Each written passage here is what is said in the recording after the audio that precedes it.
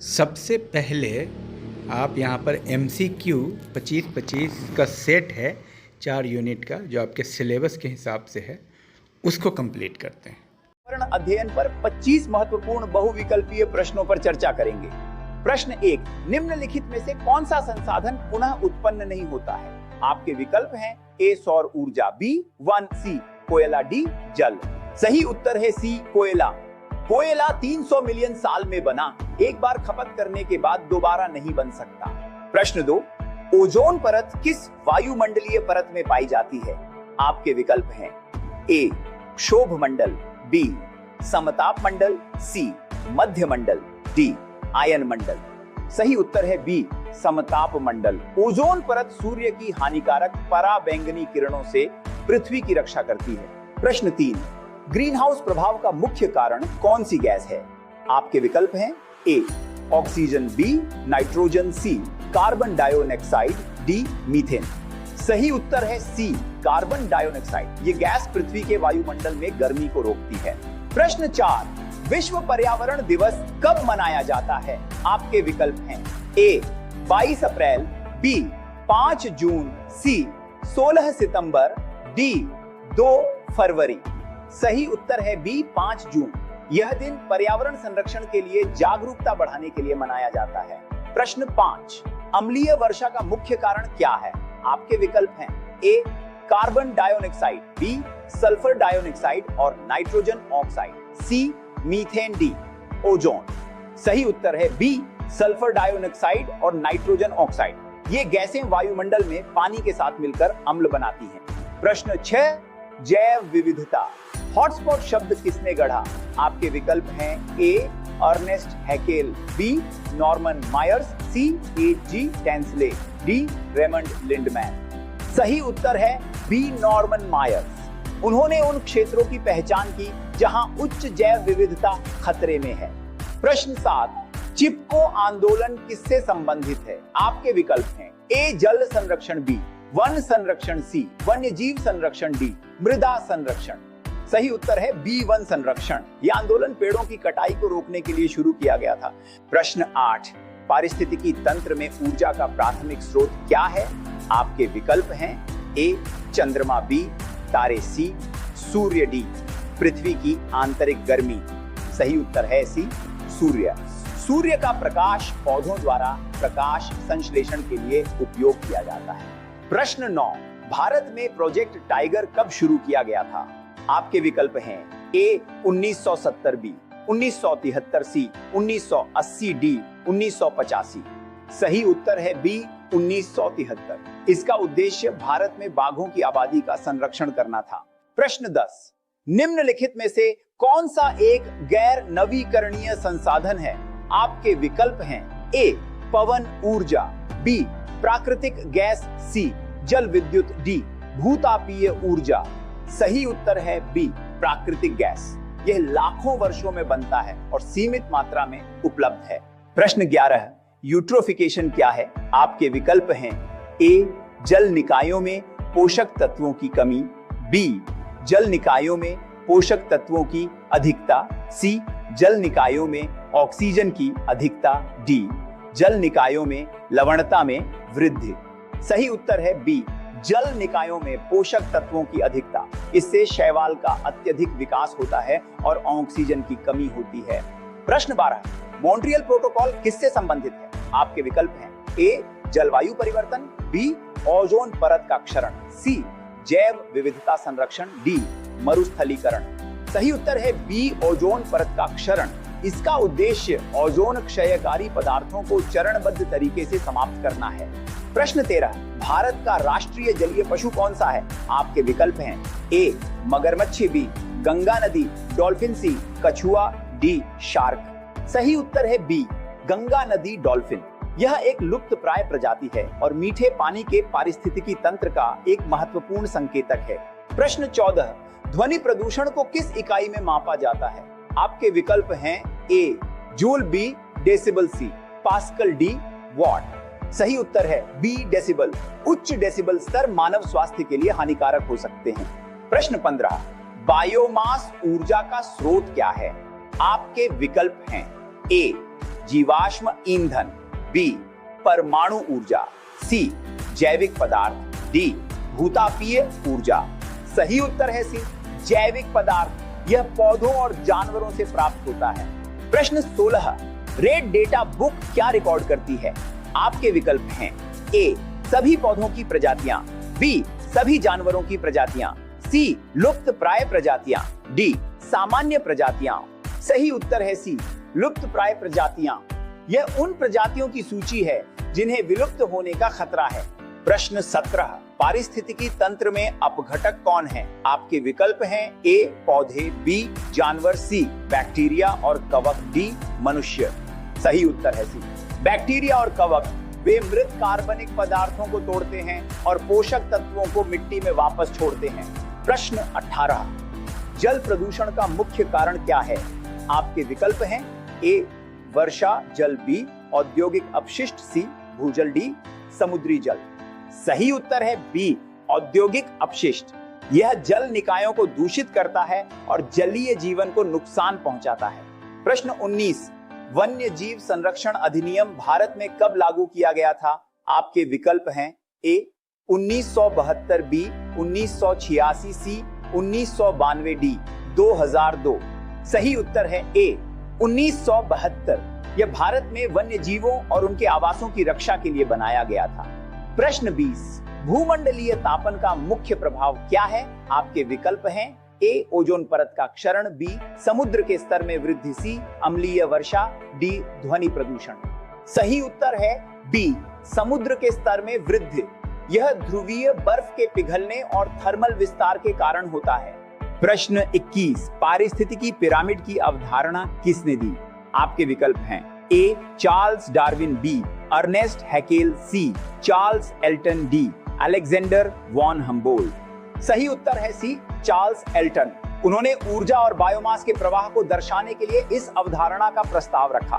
प्रश्न 22, भोपाल गैस त्रासदी किस गैस के रिसाव के कारण हुई थी? आपके विकल्प हैं A carbon monoxide, B methyl isocyanate, C sulphur dioxide, D ammonia. सही उत्तर है बी मिथाइल आइसोसाइनेट। ये एक घातक औद्योगिक दुर्घटना थी।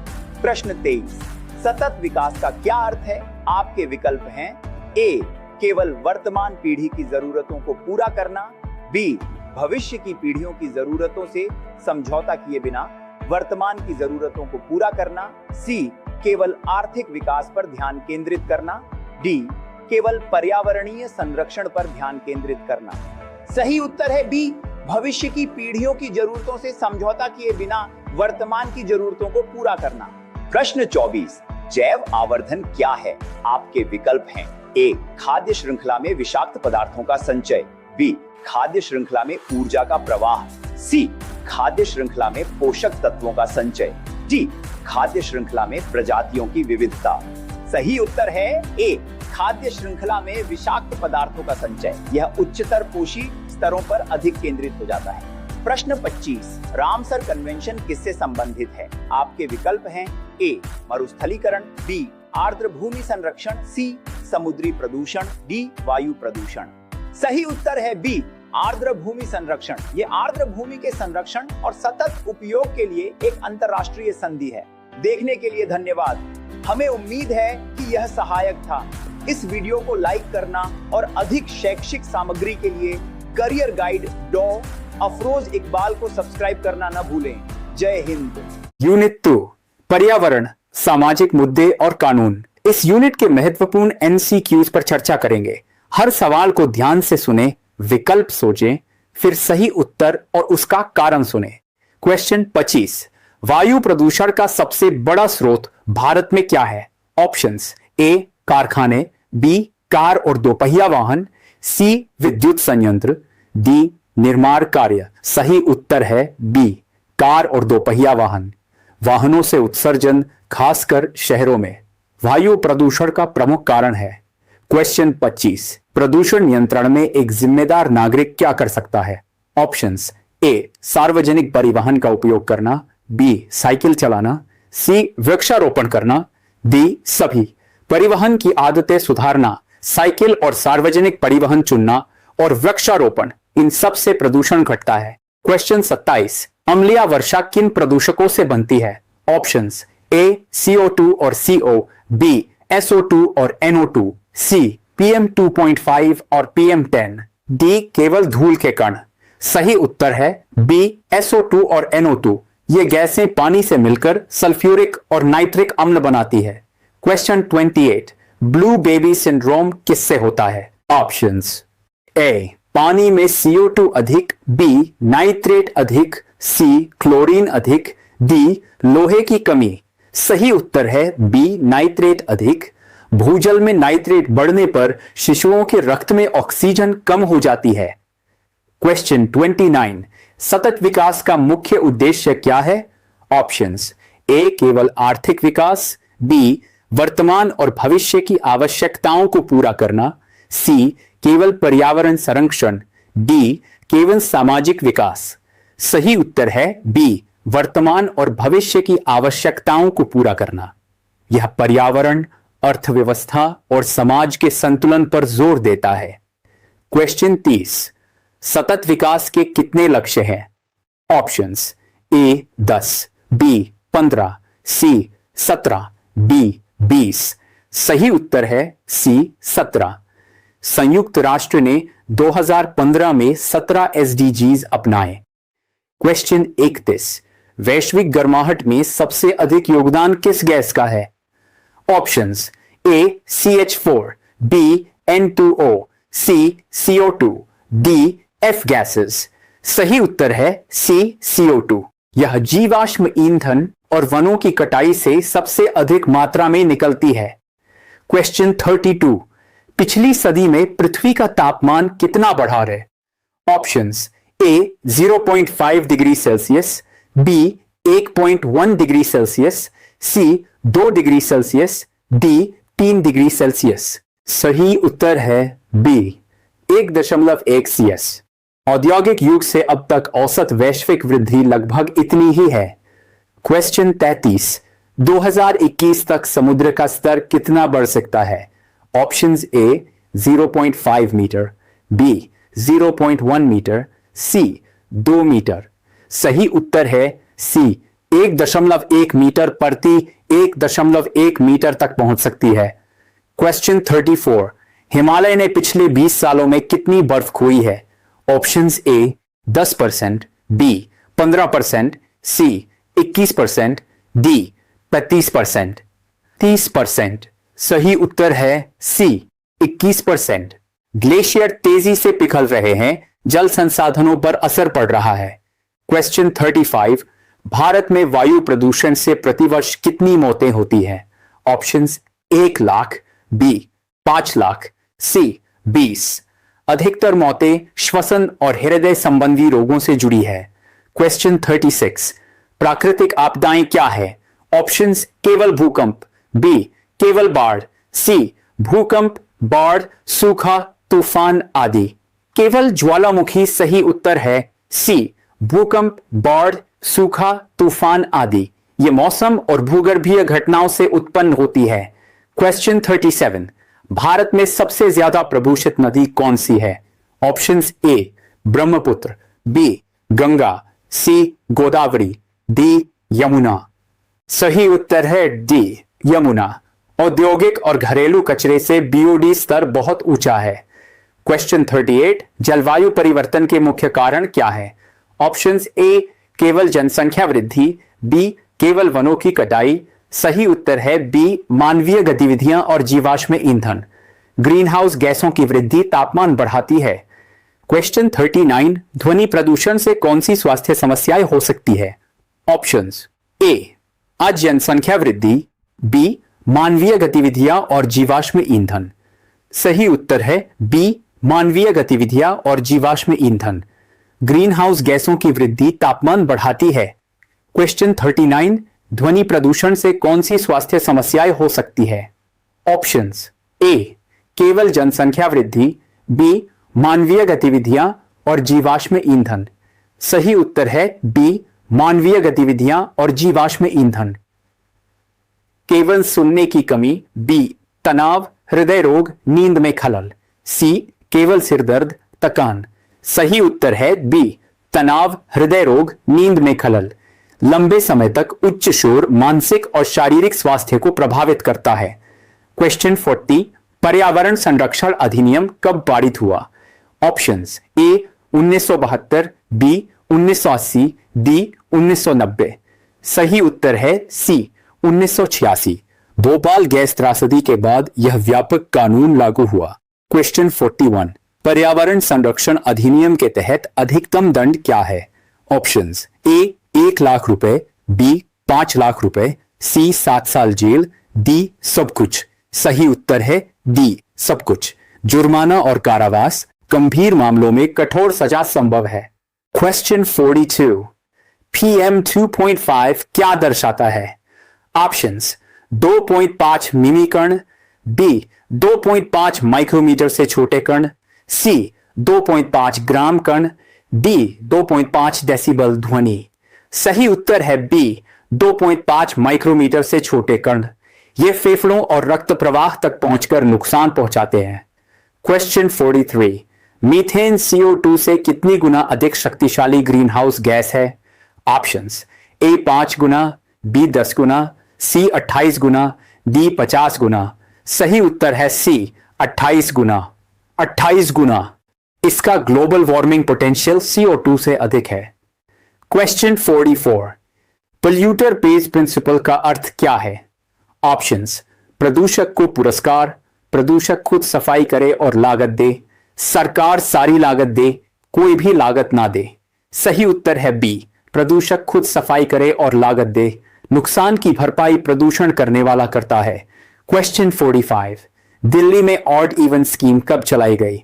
Options A 2014, B 2015, C 2016, D 2017। सही उत्तर है बी 2015। प्रदूषण घटाने के लिए पहली बार उसी वर्ष लागू हुई। क्वेश्चन 46, 2023 में भारत में सबसे तेज तूफान कौन सा था? ऑप्शंस ए एम्फन, बी आयला, सी यूनस, डी मोका। सही उत्तर है डी मोखा। बंगाल की खाड़ी क्षेत्र में व्यापक तबाही दर्ज हुई। क्वेश्चन 47, ग्रीन हाउस इफेक्ट क्या है? ऑप्शंस ए हरे रंग का घर, बी ग्रीन हाउस गैसों से पृथ्वी का गर्म होना, सी वनों में ताप वृद्धि, कृत्रिम प्रकाश। सही उत्तर है बी ग्रीन हाउस गैसों से पृथ्वी का गर्म होना। ये गैसें सौर ऊष्मा को फंसाकर वातावरण को गर्म रखती हैं। क्वेश्चन 48, सूखे का मुख्य कारण क्या है? ऑप्शंस ए अत्यधिक वर्षा, बी लंबे समय तक कम वर्षा, सी बाढ़, डी बर्फ पिघलना।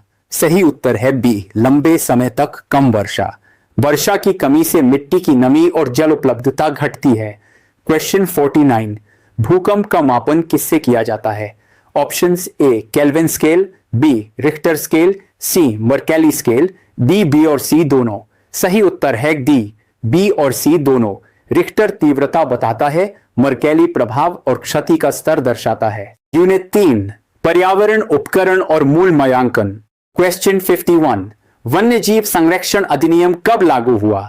Options A 1972, B 1980, C 1986, D 1992। सही उत्तर है ए 1972। यह अधिनियम जंगली जानवरों, पक्षियों और पौधों के संरक्षण के लिए प्रावधान करता है, जिसमें शिकार पर प्रतिबंध शामिल है। क्वेश्चन 52, जल प्रदूषण निवारण और नियंत्रण अधिनियम कब पारित हुआ?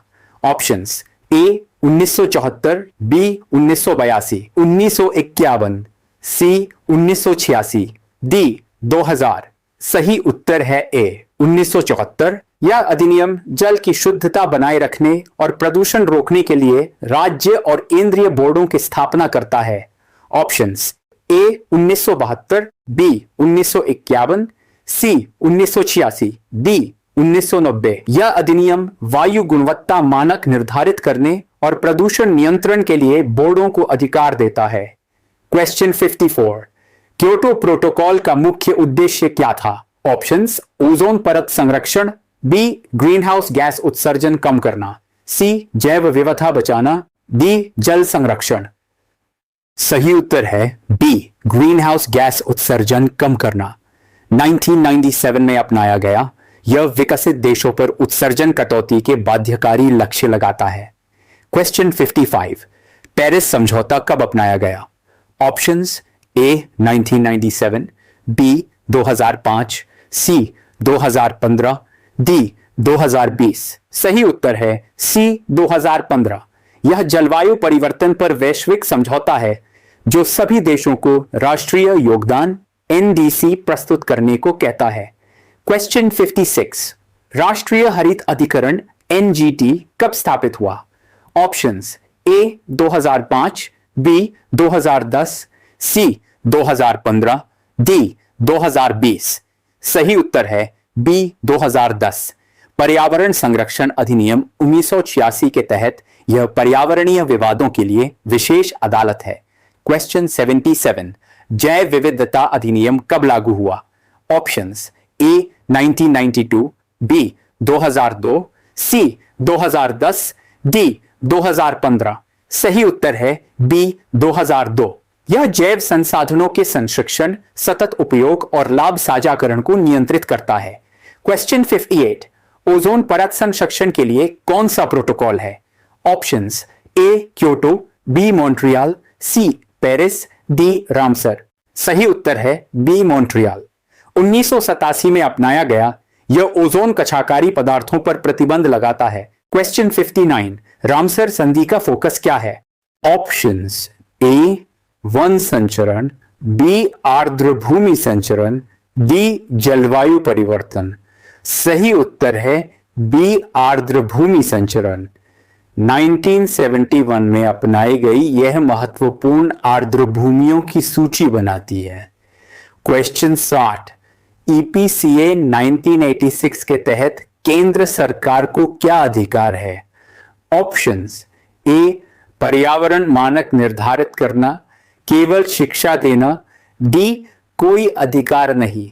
सही उत्तर है बी पर्यावरण मानक निर्धारित करना। कानून है जो पर्यावरण की रक्षा के लिए व्यापक उपाय सक्षम करता है।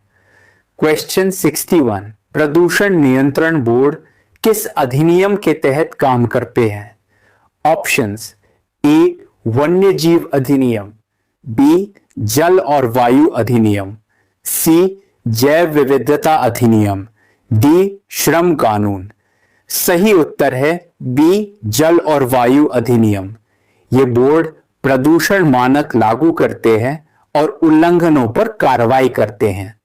क्वेश्चन 62, कार्बन क्रेडिट का संबंध किससे है? ऑप्शंस ए जन संचरण, बी जल और वायु प्रदूषण, डी जलवायु परिवर्तन। सही उत्तर है बी जल और वायु अधिनियम। ये बोर्ड प्रदूषण मानक लागू करते हैं और उल्लंघनों पर कार्रवाई करते हैं। क्वेश्चन 62, कार्बन क्रेडिट का संबंध किससे है?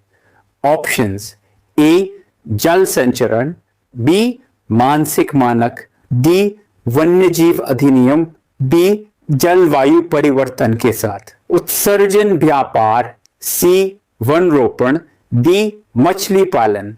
सही उत्तर है बी उत्सर्जन व्यापार। यह ग्रीन हाउस गैस उत्सर्जन कम करने के लिए बाजार आधारित तंत्र है। क्वेश्चन 63, सतत विकास लक्ष्यों एसडीजीज में पर्यावरण से जुड़े कितने लक्ष्य हैं? Options A 5, B 7, C 9, D 12। सही उत्तर है सी 9। जलवायु कार्रवाई जीवन जल, जीवन भूमि आदि को कवर करते हैं। क्वेश्चन 64, भारत का राष्ट्रीय पर्यावरण नीति कब जारी हुई? Options A 1986, B 2006, C 2015, D 2020। सही उत्तर है बी 2006। यह पर्यावरण संरक्षण और आर्थिक विकास के संतुलन पर जोर देती है। क्वेश्चन 65, स्टॉकहोम सम्मेलन का वर्ष क्या है? Options A 1972, B 1987, C 1992, D 2002। सही उत्तर है ए 1972। यह मानव पर्यावरण पर पहला वैश्विक सम्मेलन था जिससे पर्यावरण दिवस शुरू हुआ। क्वेश्चन 66, आर्थिक विकास का मुख्य परिणाम क्या था? Options A Kyoto protocol, B agenda 21, C Montreal protocol, D Paris समझौता। सही उत्तर है बी एजेंडा 21। 1992 में अपनाया गया यह सतत विकास के लिए कार्य योजना है। क्वेश्चन 67, भारत में पर्यावरण प्रभाव आकलन EIA कब अनिवार्य हुआ? Options A 1970, B 1986, C 2006, D 2015। सही उत्तर है सी 2006। EPCA के तहत परियोजनाओं के लिए EIA नोटिफिकेशन जारी हुआ। क्वेश्चन 68, वन संरक्षण अधिनियम कब आया? Options A 1980, B 1992, C 1992, D 2002। सही उत्तर है ए 1980। यह गैर वन उपयोग के लिए वनों के संरक्षण को नियंत्रित करता है। जैविक खेती का मुख्य लाभ क्या है? ऑप्शंस ए अधिक उत्पादन, बी मिट्टी प्रदूषण कम करना, सी रासायनिक उपयोग बढ़ाना, डी पानी की बचत नहीं। सही उत्तर है मिट्टी प्रदूषण कम करना। यह रसायनों से मुक्त है और पर्यावरण संरक्षण को बढ़ावा देती है। क्वेश्चन 70, जलवायु परिवर्तन सम्मेलन COP की मेजबानी भारत ने कब की? ऑप्शंस ए 2002 नई दिल्ली, बी 2012 दिल्ली, सी 2021, डी 2023 अहमदाबाद। सही उत्तर है ए 2002 नई दिल्ली। COP 8 की मेजबानी भारत ने की थी। क्वेश्चन 70, प्रदूषणकर्ता भुगतान सिद्धांत किस कानून का हिस्सा है? ऑप्शंस ए जल अधिनियम, बी डेफ ICI, EPCA 1986, सी वन अधिनियम, डी श्रम कानून। सही उत्तर है बी EPCA 1986। यह प्रदूषण करने वाले को सफाई और लागत वहन करने को कहता है। क्वेश्चन 77, राष्ट्रीय सौर मिशन का लक्ष्य क्या है? ऑप्शंस ए 100 गीगावाट सौर ऊर्जा, बी 50 गीगावाट पवन ऊर्जा, सी 20 गीगावाट जल ऊर्जा, डी 10 गीगावाट बायोमास। सही उत्तर है ए 100 गीगावाट सौर ऊर्जा। 2010 में शुरू यह नवीकरणीय ऊर्जा को बढ़ावा देता है। Question 77, multi disciplinary monitoring mission MMM किससे संबंधित है? ऑप्शंस वायु गुणवत्ता, बी हिमालय ग्लेशियर, सी नदी प्रदूषण, शोर प्रदूषण। सही उत्तर है बी हिमालय ग्लेशियर। यह जलवायु परिवर्तन के प्रभावों की निगरानी करता है। क्वेश्चन 74, भारत का पहला हरित बंधन ग्रीन बॉन्ड कब जारी हुआ? Options A 2015, B 2017, C 2020, D 2023। सही उत्तर है बी 2017। यह पर्यावरण परियोजनाओं के लिए धन जुटाने का साधन है। क्वेश्चन 77, सर्कुलर इकोनॉमी का मूल सिद्धांत क्या है? ऑप्शंस ए अधिक उत्पादन, बी अपशिष्ट कम करना और पुनर्चक्रण, सी आयात बढ़ाना, डी निर्यात रोकना। सही उत्तर है अपशिष्ट कम करना और पुनर्चक्रण। यह संसाधनों का कुशल उपयोग और पर्यावरण संरक्षण पर जोर देता है। यूनिट 4, मानवीय मूल्य और कॉरपोरेट सामाजिक जिम्मेदारी। क्वेश्चन 76, खतरनाक अपशिष्ट प्रबंधन नियम कब लागू हुए? Options A 1986, B 2000, D 2010। सही उत्तर है बी 1979। यह नियम खतरनाक कचरे के संग्रहण, परिवहन और निपटान को नियंत्रित करते हैं। क्वेश्चन 77 बायोमेडिकल वेस्ट नियम किस वर्ष के हैं? Options A 1995, B 1998, C 2002, D 2000। 2005 सही उत्तर है बी 1998। अस्पतालों और क्लिनिकों से निकलने वाले चिकित्सा कचरे का सुरक्षित निपटान सुनिश्चित करते हैं। क्वेश्चन 78 नगरपालिका ठोस अपशिष्ट नियम कब बने? Options A 1990, B 2000, C 2008, D 2015। सही उत्तर है बी 2000। शहरों में घरेलू कचरे के संग्रहण, अलगाव और पुनर्चक्रण पर जोर देते हैं। क्वेश्चन 79 बैटरी प्रबंधन नियम किससे संबंधित है? Options A lead acid battery, B plastic कचरा, सी ई कचरा, डी जैविक कचरा। सही उत्तर है ए लेड एसिड बैटरी। 2001 के ये नियम बैटरी कचरे से पर्यावरण प्रदूषण रोकते हैं। क्वेश्चन 80 ई कचरा प्रबंधन नियम कब लागू हुए? Options A 2008, B 2011, C 2016, D 2020। सही उत्तर है सी 2016। इलेक्ट्रॉनिक उपकरणों के कचरे के पुनर्चक्रण और उत्पादक जिम्मेदारी को कवर करते हैं। क्वेश्चन 81 प्लास्टिक कचरा प्रबंधन नियम किस वर्ष संशोधित हुए? Options A 2011, B 2016, C 2021, D 2022। सही उत्तर है बी 2016। सिंगल यूज प्लास्टिक पर प्रतिबंध और विकल्पों को बढ़ावा देते हैं। राष्ट्रीय पर्यावरण न्यायाधिकरण अधिनियम कब पारित हुआ? Options A 1995, B 1997, C 2010, D 2015। सही उत्तर है ए 1995। पर्यावरण क्षति के लिए मुआवजा और राहत प्रदान करने के लिए स्थापित। क्वेश्चन 83 राष्ट्रीय हरित अधिकरण अधिनियम कब आया? Options A 2005, B 2010, C 2015, D 2020। सही उत्तर है बी 2010। पर्यावरण विवादों के तेज निपटारे के लिए विशेष ट्रिब्यूनल। क्वेश्चन 84 स्टॉकहोम घोषणा के कितने सिद्धांत हैं? Options A 20, B 26, C 30, D 35। सही उत्तर है बी 26। 1972 के ये सिद्धांत पर्यावरण संरक्षण के वैश्विक आधार है। क्वेश्चन 85 रियो घोषणा के मुख्य सिद्धांत कितने हैं? Options A 17, B 27, C 53, D 50।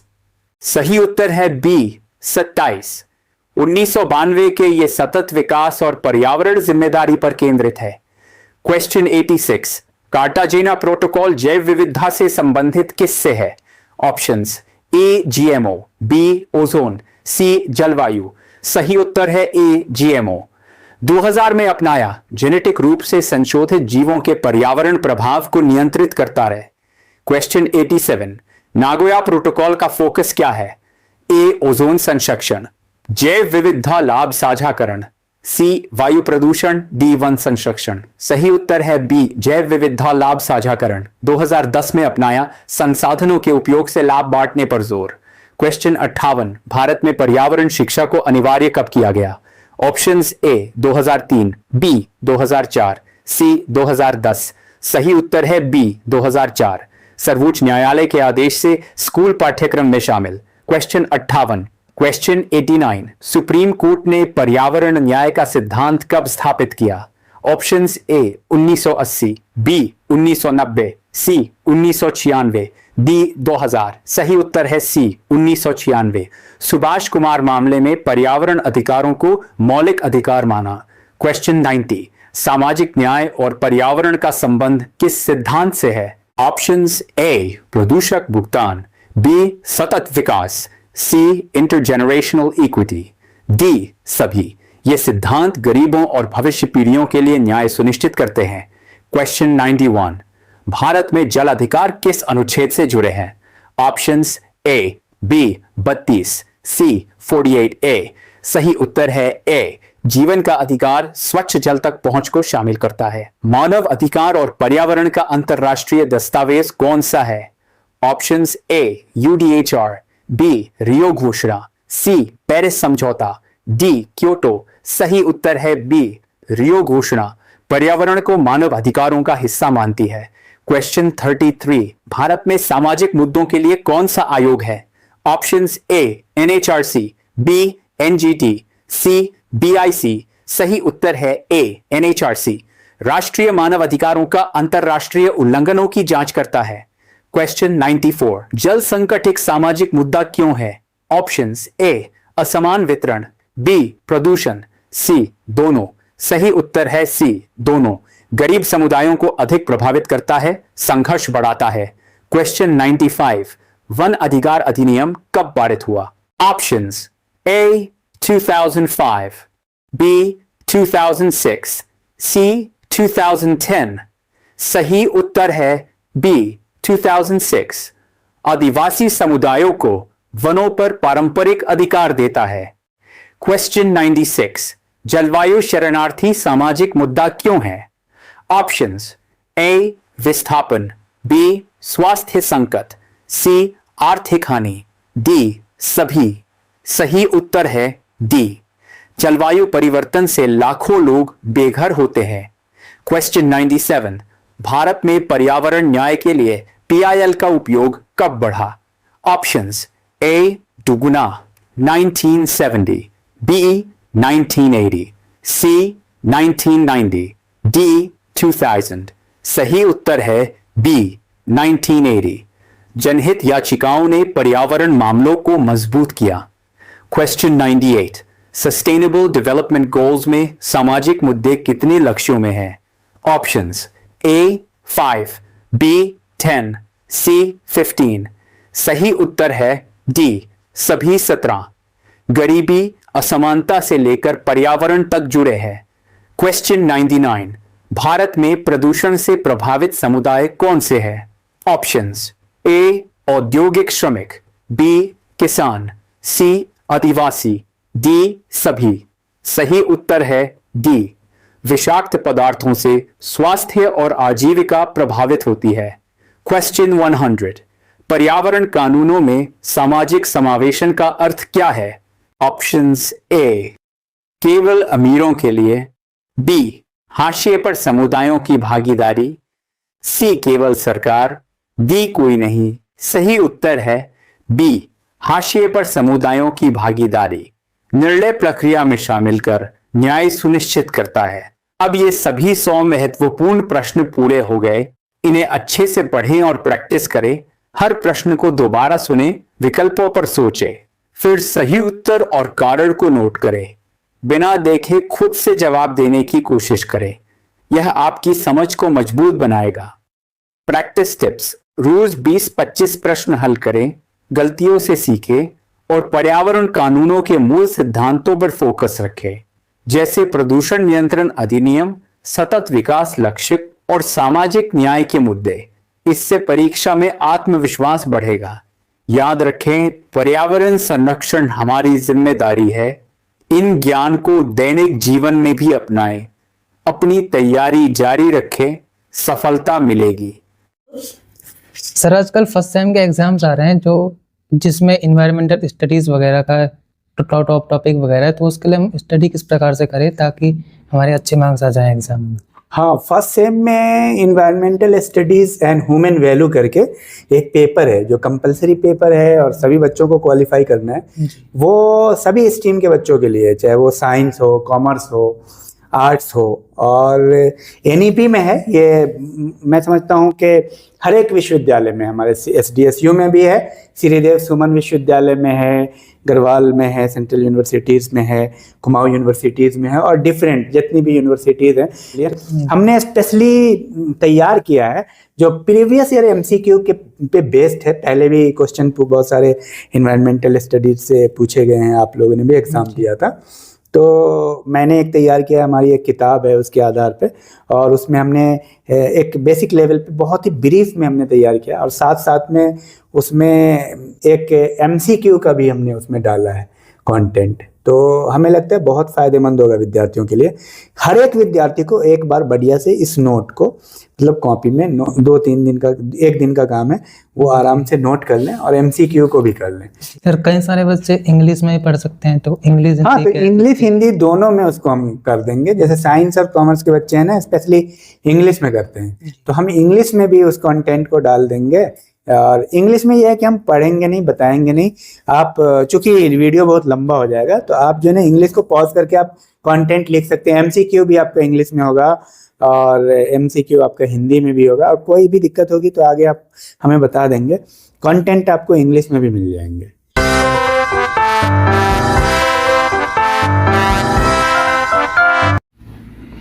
तो जय हिंद दोस्तों, आप सबका स्वागत है। और मैं आपको ये बताऊं कि ये बहुत ही इम्पोर्टेंट टॉपिक है हर एक स्टूडेंट के लिए, environmental studies and human values, पर्यावरणीय अध्ययन एवं मानव मूल्य। इसमें काफ़ी क्वेश्चन आता है, कॉम्पिटिटिव एग्ज़ाम में भी आता है, और ख़ास तौर से ग्रेजुएशन में, चाहे जिस स्ट्रीम के हों आप, साइंस हो, आर्ट्स हो या कॉमर्स हो, ये सभी के लिए बहुत ही महत्वपूर्ण है।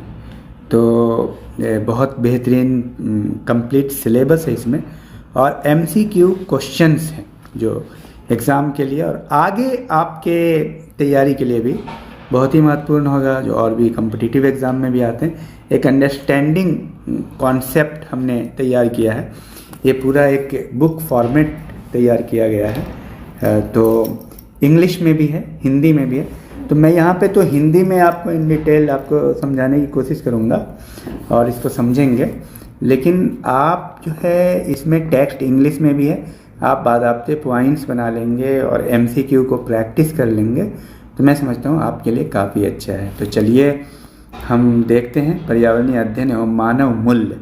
तो इसमें हम कंप्लीट एजुकेशनल गाइड है, MCQ भी है इसमें। तो इसमें हम लोग यूनिट 1 लिए, नेचुरल रिसोर्सेज एंड इकोसिस्टम, प्राकृतिक संसाधन एवं पारिस्थितिकीय तंत्र, नवीनीकरण और गैर नवीकरणीय प्राकृतिक संसाधन, renewable and non renewable natural resources है। तो ये पहला यूनिट है, तो इसको हमको समझना है। Details explanation in Hindi. प्राकृतिक संसाधनों की व्याख्या में परिभाषा। प्राकृतिक संसाधनों से वे सभी जीवन सहायक तत्व हैं जो पृथ्वी पर प्राकृतिक नेचर द्वारा दिया गया है, जो मानव को बनाए रखने, आर्थिक विकास करने और समाज के निर्माण के लिए आवश्यक होते हैं। और व्यवहारिक उदाहरण से आप समझ लीजिए इसको, कि एक गांव की कल्पना करें जहां किसान सूरज के प्रकाश से फसलें उगाते हैं, नदी से पानी लेते हैं और कोयला खोदकर विद्युत उत्पन्न करते हैं। सूरज और वर्षा हमेशा वापस आएंगे, आपको नवीनीकरण है, ये रिन्यूएबल है। एंड लेकिन कोयला एक बार ख़त्म हो सकता है, दैट इज़ नॉन रिन्यूएबल, गैर नवीकरणीय ऊर्जा है। तो इसको आपको समझना है। और नेक्स्ट आगे देखते हैं। तो यहाँ पे नवीकरणीय संसाधनों की गहन व्याख्या एक नज़र हम लोग देख लेते हैं कौन कौन है वो। तो सोलर एनर्जी है, सोलर एनर्जी पहले में है। आपको इसमें आपको समझना है कि किस तरह हम लोग उसका उपयोग करते हैं। प्रकृति की सबसे पुरानी ऊर्जा स्रोत है, और जो हमने पॉइंट बनाया उसी के अकॉर्डिंग बनाया, जैसे MCQ आते हैं आमतौर पे, जिस तरह से एग्ज़ाम में आते हैं। हर दिन 1.47 इंटू 10⁻17 वाट ऊर्जा पृथ्वी को प्राप्त होती है सूर्य से। बाद में राजस्थान में सबसे अधिक सौर विकिरण है और प्रदूषण मुक्त है और अनलिमिटेड रिसोर्सेज है सोलर एनर्जी।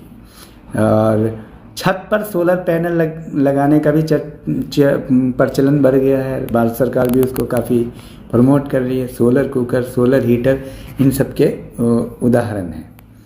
चलिए आगे देखते हैं। तो सोलर ऊर्जा हो गया। अब पवन ऊर्जा की हम बात कर लेते हैं।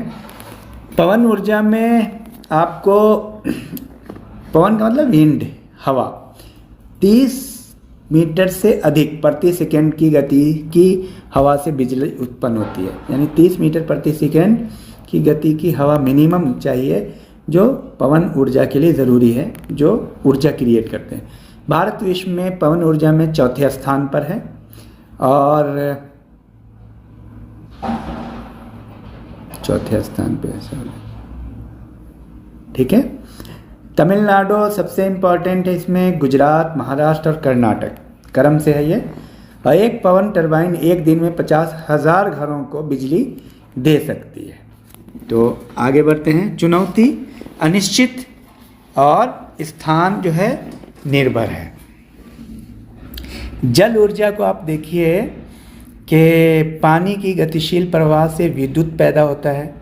भारत में कुल विद्युत का 13% जल से मिलता है। प्रमुख बात भाखरा नंगल, दामोदर, गोदावरी है। 80 से 90% सर्वाधिक जो है ना जल ऊर्जा से प्राप्त होते हैं भारत में।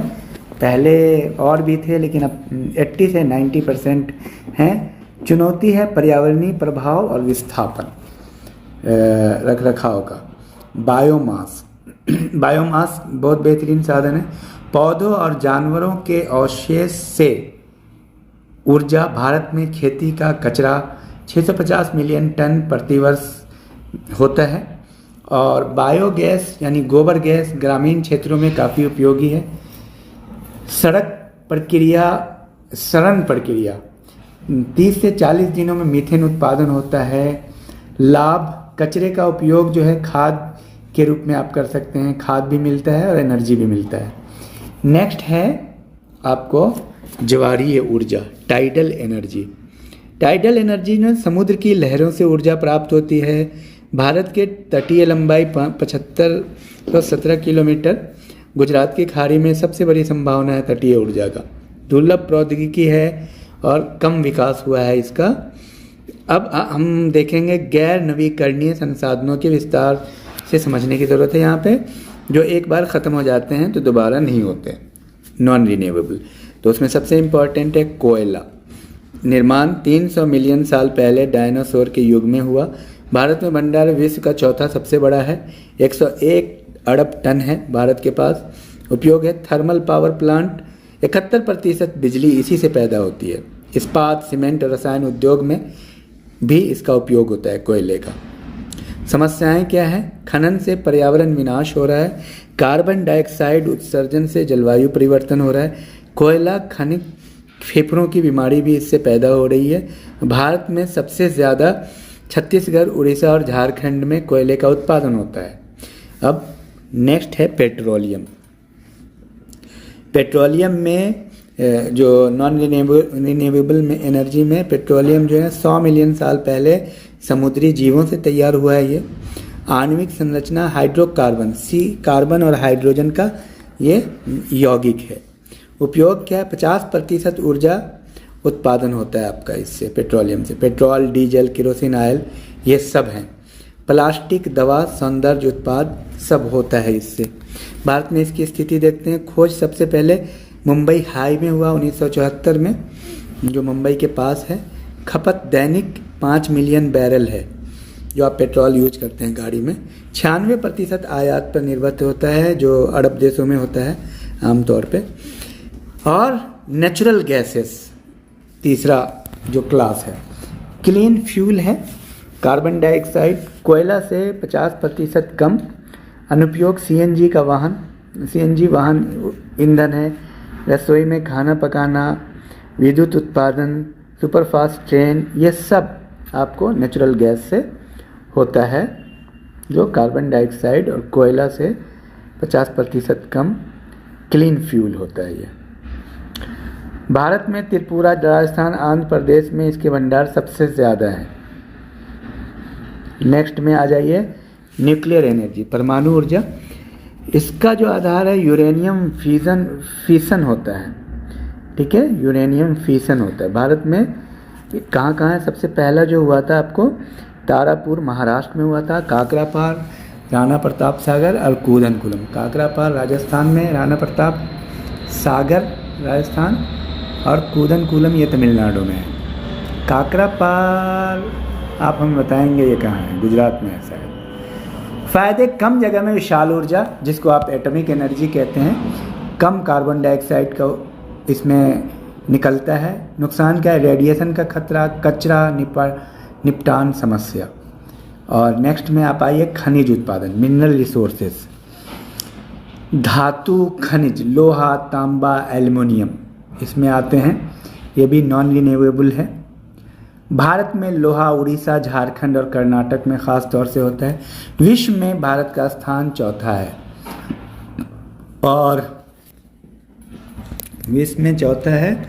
उसके बाद आपको गैर विद्युत में आपका अब्रक नमक फॉस्फेट, ठीक है। खनिज व्यापार में 2.5% GDP हमारा इससे मिनरल्स से है, तो बहुत बेहतरीन है। और सेम आपको इंग्लिश में है, इन डिटेल्स है, कॉम्प्रिहेंसिव है। आप इसको इंग्लिश में कर लीजिए क्योंकि बार बार रिपीट होगा ये चीज़। आप इसको लिख हूबहू आप नोट में पॉइंट को नोट कर लीजिए। ये ना सिर्फ एक एग्ज़ाम में बल्कि आने वाले डिफरेंट कॉम्पिटिटिव एग्ज़ाम में भी आपको ये फ़ायदा करने वाला है। अब हम लोग इससे जुड़ा हुआ MCQ देखेंगे। आप इसको पॉज करके लिख सकते हैं सारे को।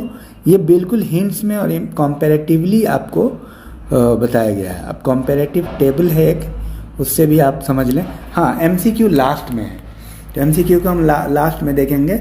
कॉम्पैरेटिव टेबल है, तो थोड़ा सा हम ये देख लेते हैं कि जैसे एग्जाम्पल है, यहाँ पे एग्जाम्पल है रिन्यूएबल और नॉन रिन्यूएबल को हमें समझना है। रिन्यूएबल और नॉन रिन्यूएबल में कौन कौन आते हैं, तो एग्जाम्पल में देखिए सूरज, पानी, हवा, ये रिन्यूएबल है, हमेशा तैयार होता रहता है। और नॉन रिन्यूएबल में कोयला, तेल और गैस है।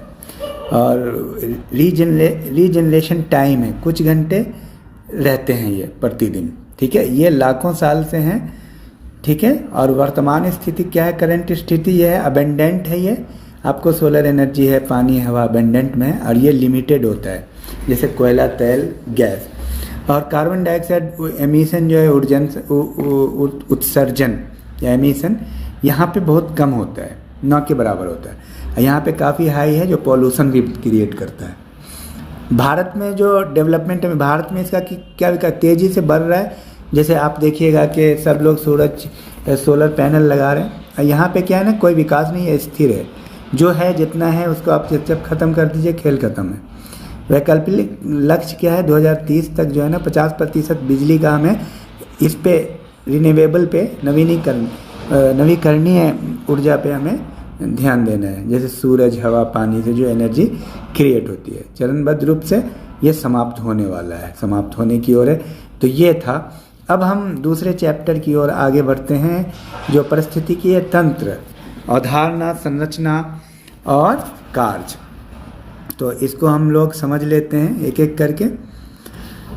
तो यहाँ पे एक नज़र हम देख लें कि एक तालाब के परिस्थिति तंत्र को देखें और उसको आप समझिए। पानी के पौधे सूरज की ऊर्जा से शर्करा बनाते हैं, जितने भी पौधे होते हैं। उसके बाद प्राथमिक उपभोक्ता में जलीय कीड़े, मेढक, ये पौधे खाते हैं उसको, ठीक है। जो प्लांट छोटे छोटे होते हैं, अलगी आप कह सकते हो उसको। द्वितीयक उपभोक्ता होता है कि सांप, बगुला, मेढक को खाते हैं। और तृतीय कंज्यूमर जिसे कहते हैं गरुड़, ये सांप को खाते हैं। मतलब एक दूसरे पे डिपेंडेंट है और ये साइकिल चलती रहती है, ठीक है। मतलब साग सब्जी कोई बकरी खा रहा है और बकरी को शेर खा रहा है, और इस तरह से ये साइकिल चलती रहती है। और शेर का रिप्रोडक्शन बहुत कम है, तो ये बैलेंस बना हुआ है। आइए एक बार आप इसको समझ लेते हैं, इकोसिस्टम को। अपघटक बैक्टीरिया मृत जानवरों को तोड़कर पोषक तत्व वापस करते हैं। जितने भी पोषक तत्व होते हैं वो फिर आपको वापस आ जाते हैं एनवायरनमेंट में। और एक खेत में 10,000 किलो जूल सौर ऊर्जा मिलती है। उत्पादक घास 10,000 केजे ऊर्जा संचित करते हैं। प्राथमिक उपभोक्ता जो है ना टिड्डी है, ये आप याद रखिएगा। आगे द्वितीयक में चिड़िया है, तृतीयक में बाज है, आगे भी आएगा। इसको हम और अच्छे से समझने की कोशिश करेंगे। बाकी 90% कहाँ जाता है, तो 50% जो है ना रेस्पिरेशन में जाता है। शरीर गर्मी गति में उपयोग होता है। 20% मलमूत्र में और 20% मृत्यु के समय अपघटकों द्वारा उपयोग में। खाद्य श्रृंखला का व्यवहारिक उदाहरण। समुद्र में खाद्य श्रृंखला को आप एक बार समझ लीजिए। शैवाल जिसे अलगी कहते हैं उसे छोटी मछलियाँ खाती है, फिर बड़ी मछली छोटी मछली को, शेर मछली बड़ी मछली को, और डॉल्फिन बड़ी शेर मछली को खाती है। मतलब उससे बड़ी मछली जो होती है उसे शेर मछली कहते हैं। समस्या बायोमैग्निफिकेशन, जैव आवर्धन। अगर पानी में थोड़ा DDT हो, शैवाल में इतना ppm DDT 0.002 ppm DDT, ठीक है, और छोटी मछली में इतना जो 100 गुना होता है, और बड़ी मछली में 2 ppm 1000 टाइम्स होता है, और डॉल्फिन में 200 ppm जो 1,00,000 गुना होता है। ये इसलिए होता है क्योंकि ऊपरी स्तर के जीव ज़्यादा कीड़े जानवर खाते हैं, इसलिए विषाक्त पदार्थ उनके यहाँ ज़्यादा एक्युमुलेट हो जाता है, संचय हो जाता है। तो समझ गए होंगे आप, और मैं आगे बढ़ रहा हूँ। और अगर बात बहुत क्लियर नहीं हो पा रही क्योंकि आप साइंस बैकग्राउंड के नहीं हैं कई बार, तो कोई बात नहीं, आगे क्वेश्चन आएगा MCQ में, बहुत क्लियर हो जाएगा। तो परिस्थितिकी पिरामिड की विस्तृत व्याख्या। ये परिस्थिति इकोसिस्टम ना पूरा पिरामिड क्रिएट करता है। बेस पे स्ट्रांग होता है बेस, और धीरे धीरे जो है ना एक शेर बचता है, जो हमने आपको कहा संख्या का पिरामिड है। इसको आप थोड़ा सा समझ लीजिए। अलग अलग परिणाम घास के मैदान में, ठीक है, घास का मैदान हजारों हैं, 10 हिरन जो है ना उसको खा जाता है, उसके बाद एक शेर 10 हिरन को खाता है। तो इस तरह से आप देखिए ये पिरामिड बनता है। नीचे में बेस ज़्यादा स्ट्रांग होता है, नीचे का बेस जो है ना ज़्यादा बड़ा है, और पिरामिड का जो है ना टॉप जो है ना बहुत ज़्यादा संकरा होता है, नैरो होता है। और यही चीज़ एजुकेशन में भी होता है। मैट्रिक लेवल पे कितने बच्चे होते हैं? बहुत ज़्यादा। इंटर में उससे कम, BA में उससे कम, MA में उससे कम, और PhD में उससे भी कम, नेट क्वालिफाई उससे कम, IAS उससे कम। तो इस तरह से ये पिरामिड बनता है विकास में। आगे आइए, ऊर्ध्वाधर पिरामिड। लेकिन एक बड़े पेड़ पर कैसे है? बड़े पेड़ का इकोसिस्टम आप देखिए, एक बड़ा पेड़ होता है, कुछ पक्षी होते हैं, कुछ कीड़े होते हैं, तो ये ऊर्ध्वाधर पिरामिड है, इसको आप समझिए।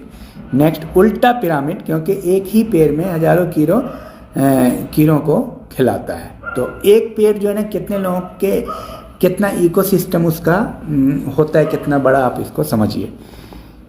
उसके बाद जैव भार का पिरामिड, पिरामिड ऑफ बायोमास। जमीन पर उत्पादक पौधे 1000 kg, प्राथमिक उपभोक्ता 100 kg जो हिरन होता है, और द्वितीयक उपभोक्ता 10 kg, ठीक है। और समुद्र में अक्सर ये उल्टा होता है। शैवाल 1 kg तेज़ी से बढ़ते हैं, कम जीवन काल का होता है। मछलियाँ 10 kg, लंबा जीवन, धीरे बढ़ते हैं। ऊर्जा का पिरामिड हमेशा ऊर्ध्वाधर होता है। सबसे सटीक प्रतिनिधित्व है, हमेशा ऊपर जाते हुए संकरा होता है, 10% नियम दिखाता है। और नेक्स्ट टॉपिक हम लोगों का जैव विविधता का संरक्षण। अब जो बहुत ही प्रैक्टिकल पार्ट है उसको आप समझना है कि भारत की जैव विविधता विश्व की 17 मेगा डाइवर्स देशों में भारत तीसरे स्थान पे है। विश्व का 8% पौधा हमारे पास है, विश्व के 7% जानवर हैं, और विश्व के 6% उभयचर हैं। नेक्स्ट में भारत में जैव विविधता में केंद्र हिमालय, स्नो लेपर्ड, लाल पांडा, हिमालय भालू ये है। पश्चिमी घाट में मकाक, मेढक पक्षी 650 जातियाँ पाई जाती है। और सुंदरवन में बाघ है, एशियाई शेर है। और नेक्स्ट में थार में मरुस्थल मड़ पौधे है और बारहसिंगा पाया जाता है। स्वस्थानीय संरक्षण के व्यवहारिक उदाहरण, राष्ट्रीय उद्यान आप देखिए रणथंभौर राजस्थान में है, जहाँ बाघ पाया जाता है। 1973 में शुरू हुआ था, 56 बाघ थे, अभी 56 बाघ हैं टोटल 1923 के आंकड़े के अकॉर्डिंग। गिर गुजरात में है, यहाँ शेर है, एशियाई शेर के लिए मशहूर है। और 20 शेर बचे थे 1913 में, लेकिन अभी 700 प्लस हैं। और पेरियार केरल में है, जो जहाँ पे हाथी के लिए बहुत मशहूर है। बाघ जंगली जानवर, कई बार जो है ना हाथी जो है ना रेलवे लाइन से कट जाते हैं, वहाँ पे काफ़ी न्यूज़ में आया था। वन जीव अभयारण्य में देखते हैं, सरिस्का राजस्थान में है जिसमें बाघ और तेंदुआ है, और चंदप्रभा है उत्तर प्रदेश में, जो हिरन और पक्षी। इनको याद करना है कि कहाँ पे कौन सा होता है, ये मिलाने के लिए आमतौर पे आ जाता है। जीवमंडल आरक्षित क्षेत्र बायोस्फीयर रिजर्व नीलगिरी तमिलनाडु में है। इतना 5500 वर्ग किलोमीटर, 5000+1 हाथी और बाघ और तेंदुए होते हैं यहाँ पे। और आगे आइए, सुंदरवन बंगाल में है, सबसे बड़ा मैंग्रोव जंगल का है यह। 3000+ बाघ भारत के यहाँ पे हैं। और 12 स्थान है संरक्षण के उदाहरण, चिड़ियाघर, दिल्ली चिड़ियाघर, 2000+ जानवर प्लस 100+ प्रजातियां हैं इसकी। प्रजनन कार्यक्रम शेर बाघ लुप्त प्राय प्रजातियों के लिए। और उसके बाद बीज बैंक भी है यहाँ पे, देश भर में 70+ बीज बैंक। सहारिया परियोजना दुर्लभ पौधों का संरक्षित करता है, हर बीज 20 डिग्री -20 डिग्री सेंटीग्रेड से 100 साल तक जीवित रहता है। ये परियोजना है, इसको ये सब याद रहना चाहिए आपको। जीन बैंक है जो तरल नाइट्रोजन में -196 डिग्री सेंटीग्रेड प्रजातियों को जमाया जाता है। वर्तमान में 50,000 प्रजातियां संरक्षित हैं। Very good. तो ये था कुल मिलाकर के एक कंटेंट था बेसिक लेवल पे। अभी हम पहले MCQ 25 MCQ question for unit 1 से देखते हैं। ये यूनिट 1 ही था। निम्नलिखित में से कौन सा संरक्षण पुनः उत्पन्न नहीं होता है? सौर ऊर्जा, वन और खनिज और मछलियाँ। तो सही आंसर है, जाहिर सी बात है, खनिज है, जो कि मिनरल्स आपने देखा था, नॉन रिन्यूएबल है। पृथ्वी पर प्रतिदिन कितने सौर ऊर्जा प्राप्त होती है? तो पृथ्वी पर प्रतिदिन 1.47 10⁻17 वाट। डायरेक्ट आप इसको याद करिए। और आ गया ये ऊर्जा प्रवाह में कितनी प्रतिशत ऊर्जा का एक पोषी स्तर से दूसरे पोषी स्तर को स्थानांतरित होता है? 25%, 50%, 10% और 75%। सही है, उत्तर है 10%। निम्नलिखित में से कौन सी गैर नवीकरणीय ऊर्जा का स्रोत है? गैर नवीकरणीय ऊर्जा का स्रोत जल विद्युत, कोयला, पवन ऊर्जा, जैव ईंधन। तो गैर में कोयला आ जाएगा, कोयला, लोहा वगैरह, जो कि मतलब नवीकरणीय नहीं है, गैर नवीकरणीय। कोयला किस अवधि में बना था? बहुत बेहतरीन सवाल है। तो डायरेक्ट आप इसको याद कीजिए, 50 मिलियन साल पहले, 100 मिलियन, 300 मिलियन साल पहले। खाद्य श्रृंखला में अपघटक की भूमिका क्या है? ऊर्जा उत्पादन, मृतक पदार्थ का विघटन और पोषक तत्व पुनः चक्रण, अन्य जानवरों को खाना, सूर्य की ऊर्जा को रूपांतरित करना। तो सही उत्तर है मृत पदार्थ का विघटन और पोषक तत्व चक्रण, क्योंकि वो उसको जो अपघटक है उसको खाता है और फिर वो रिसाइकिल होता है। आपको आ जाइए 7वां। निम्नलिखित में से कौन पारिस्थितिक पिरामिड हमेशा ऊर्जा ऊर्ध्वाधर होता है? संख्या का पिरामिड, जैव भार का पिरामिड, ऊर्जा का पिरामिड और उपरोक्त सभी। ऊर्जा का पिरामिड।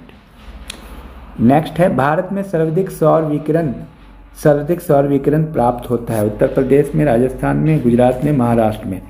राजस्थान की कौन सी जगह थी वो आप हमको कमेंट में बताएंगे। वहाँ उसमें गया था राजस्थान में।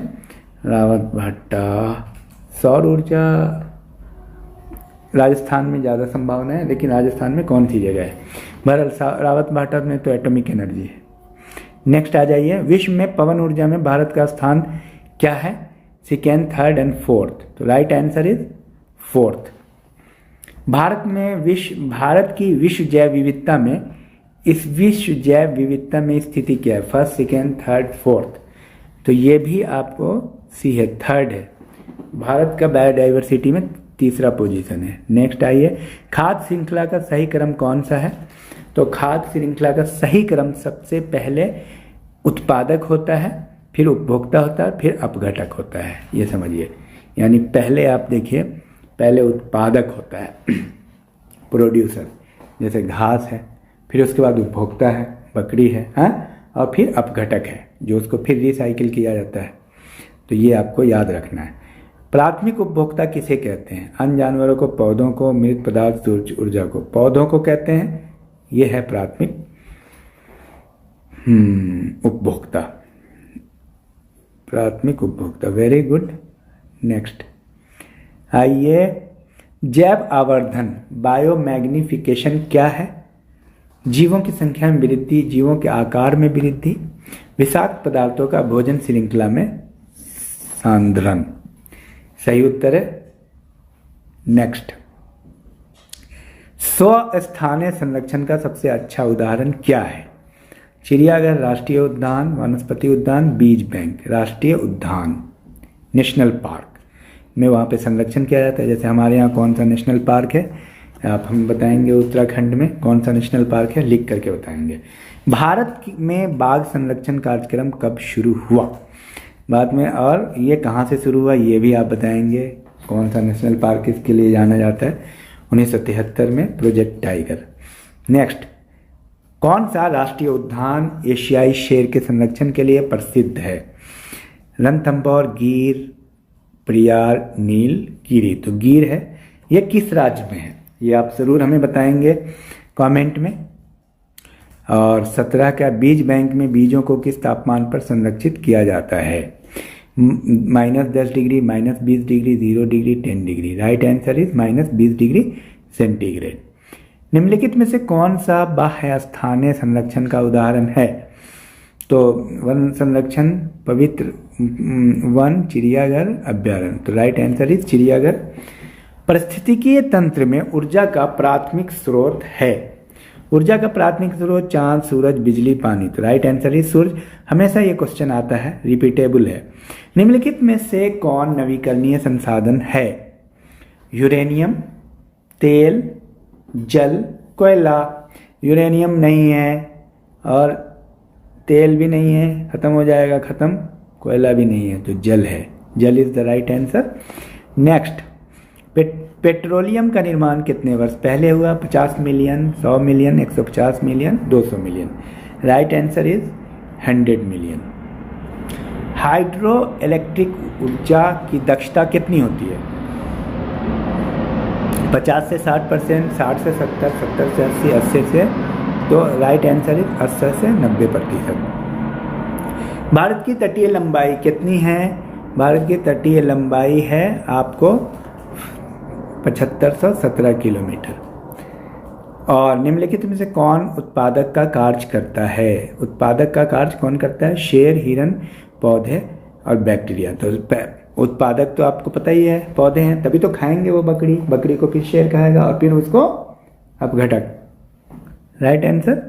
नेक्स्ट, एशियाई शेर प्रजाति कहाँ मिलती है? गिर वन में मिलती है। रणथंभौर, गिर, सुंदरवन। और गिर कहाँ है ये आप कमेंट में ज़रूर हमें बताने की कोशिश कीजिए। यूनिट 2 देख लें, तो प्रोसीड करते हैं यूनिट 2 को। तो थोड़ा हम फास्ट लेंगे क्योंकि मैं नहीं चाहता हूँ कि वीडियो बहुत लंबी हो। आप पॉज करके और आराम आराम से इस काम को कर लेंगे। पर्यावरण प्रदूषण विस्तृत व्याख्या। पर्यावरण प्रदूषण में हम देखते हैं विश्व में 99% आबादी खराब हवा में सांस लेती है। WHO की रिपोर्ट है तो इसकी 99%। दिल्ली में PM 2.5 का स्तर सुरक्षित सीमा 5 से 10 गुना है, 5 से 10 के बीच है। और भारत में वायु प्रदूषण से प्रतिवर्ष 12 लाख की मृत्यु होती है। वायु प्रदूषक का विस्तृत विवरण यहाँ देख लेते हैं। कार्बन, जिसमें कौन कौन होते हैं? कार्बन डाइऑक्साइड है, इसका स्रोत है पेट्रोल, डीजल, दहन, कारखाने जो घर में आप आग जलाते हैं। स्वास्थ्य पर प्रभाव सीधे नहीं पर ग्लोबल वार्मिंग का कारण बनता है। कार्बन डाइऑक्साइड सांद्रता है 1750 से 280 ppm होता है और 2024 में 420 ppm है। 100 साल में 2 गुना से ज़्यादा बढ़ गया, यानी 100 साल में 2 गुना से ज़्यादा पॉल्यूशन हो गया। सल्फर डाइऑक्साइड ये भी बहुत बड़ा मतलब पॉल्यूशन का कारण है। स्रोत कोयला जलाने वाली ऊर्जा संयंत्र। समस्या क्या है? Acid rain. pH होता है 5.6 की वर्षा। ताज के मार्बल की क्षति। ताज में जो मतलब मार्बल जो है ना कलर ख़राब हो रहा है, ये सारी चीज़ें ये हो रहा है सल्फर डाइऑक्साइड से। मछलियों और पौधे ख़त्म हो रहे हैं। स्वास्थ्य पे अस्थमा और ब्रोंकाइटिस की बीमारी बढ़ रही है, इस पर आपको ध्यान रखना है। नाइट्रोजन ऑक्साइड वाहनों में और कारखानों में इसका इस्तेमाल होता है। रासायनिक नाम NO और NO2 है। Nitrogen oxide and nitrogen dioxide. ठीक है। समस्या क्या है? एसिड रेन, अम्लीय वर्षा में इसका भी योगदान है। तो ये सब आपको ध्यान में। ओजोन निर्माण, जमीनी स्तर पे जहरीली ओजोन बनाता है नाइट्रोजन ऑक्साइड।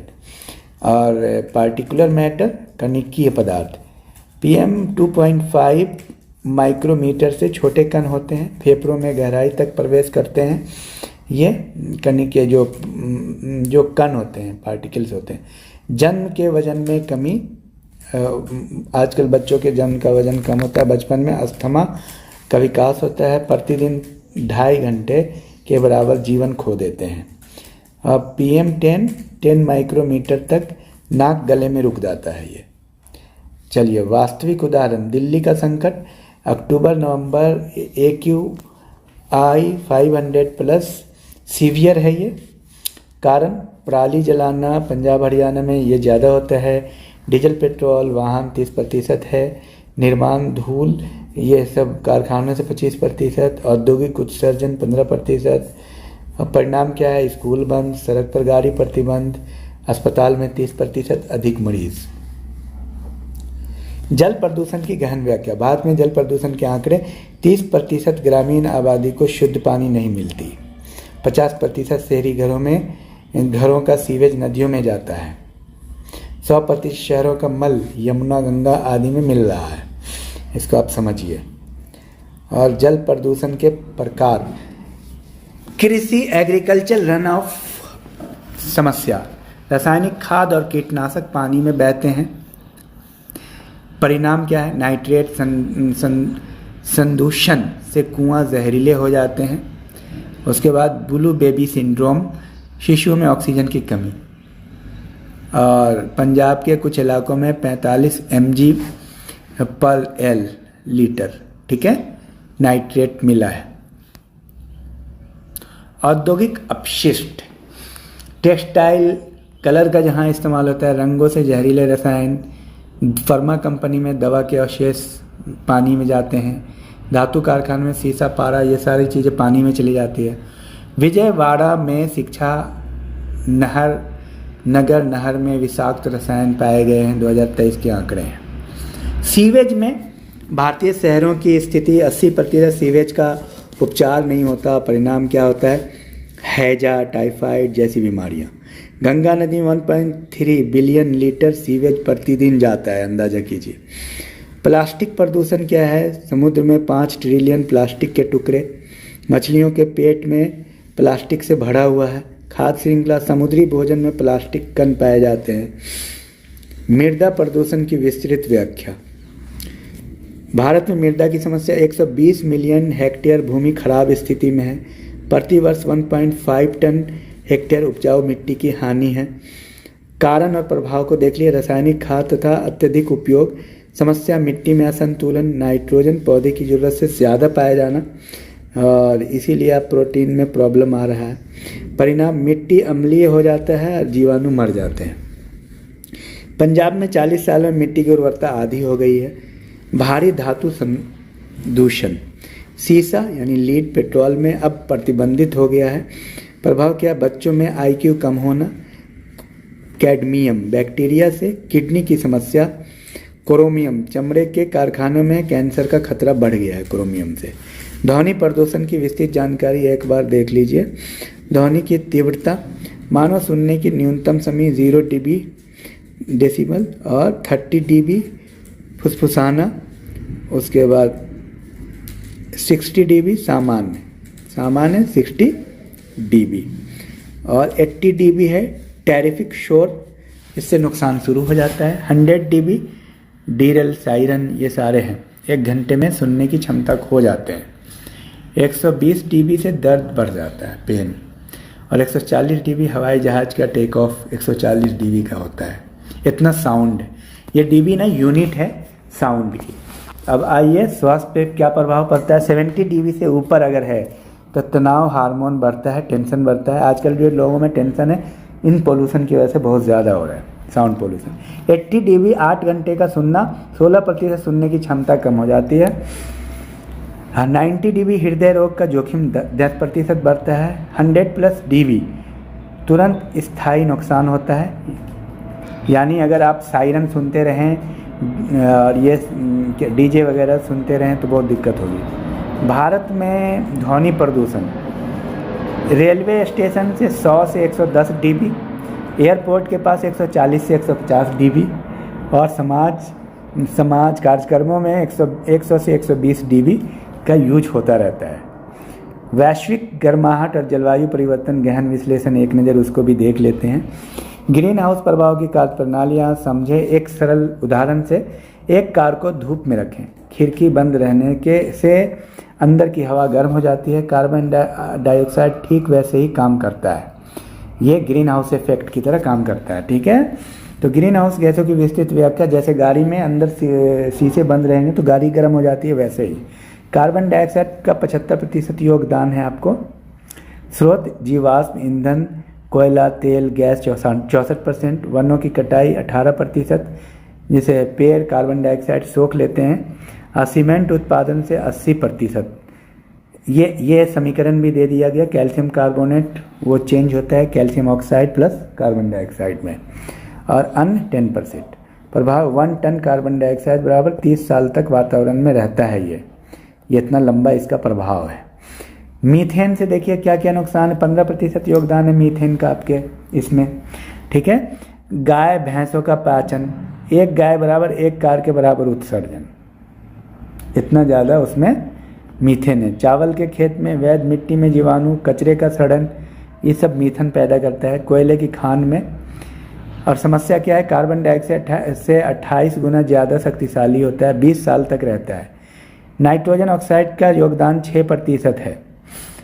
स्रोत क्या है, रासायनिक खाद का विघटन, कार्बन डाइऑक्साइड से 265 गुना ज़्यादा होता है। ये 100 साल मतलब इसका इम्पैक्ट है नाइट्रोजन ऑक्साइड का। हाइड्रोकार्बन को आप समझिए HFCs, 4% योगदान है। CFC एयर कंडीशन में यूज होता है, जो ओजोन परत को ख़त्म कर रहे हैं। अब अधिक सुरक्षित HFC, लेकिन अभी भी ग्लोबल वार्मिंग का कारण बने हुए हैं। वैश्विक तापमान में वृद्धि की मापन योग्य जानकारी।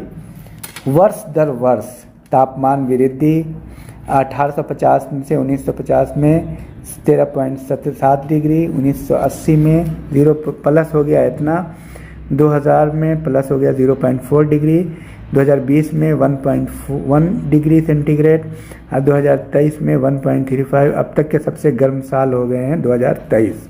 इतना का तापमान वृद्धि हुआ है। प्रभाव क्या है, समुद्र का स्तर बढ़ना, कारण हिमनद का पिघलना जिसमें 33% महासागर का गर्म होकर फैलना। 1901 से 2018 में 217 mm की वृद्धि हुई।